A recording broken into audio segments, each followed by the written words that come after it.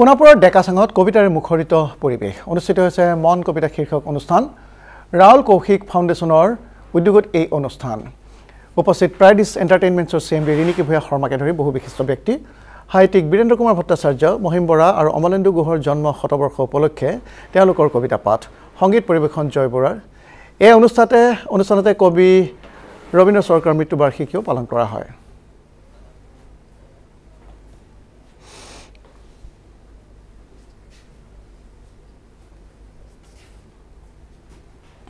ৰাউলৰ সোঁৱৰণিত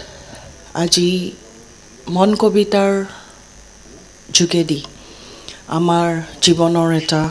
নতুন দিশত আমি আগবাঢ়িছোঁ এই দিশত যেতিয়া খোজ দিব আৰম্ভ কৰিছিলে প্ৰথম ৰাহুল কৌশিক ফাউণ্ডেশ্যনে কৃষ্ণা বৰুৱা আৰু সকলোৰে চিনাকি জয় বৰুৱা দুইজনৰে প্ৰচেষ্টা আৰু ব্ৰেইন চাইল্ড মন কবিতা এই মন কবিতাৰ যোগেদি আমি অসমীয়া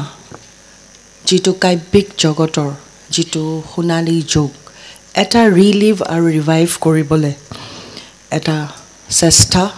এটা প্ৰয়াস কৰি আমি আগুৱাই গৈ আছোঁ ফুলিলে জোনায়ে হাঁহি ফুলিলে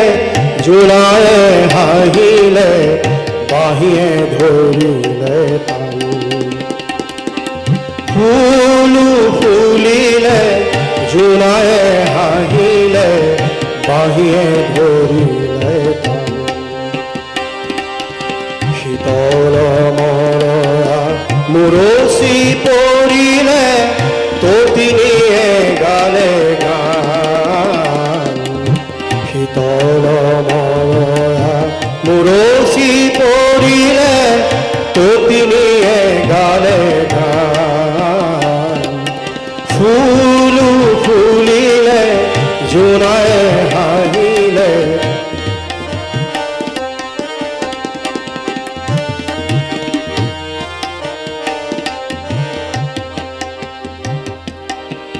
অলস কুসুম শয়ন এৰা এৰা মেলা নয়ন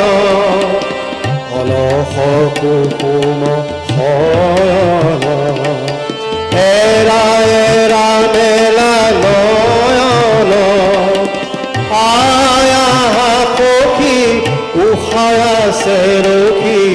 মধুৰী খাৱবহান আয়া সখী উষায় আছে ৰখি মধুৰী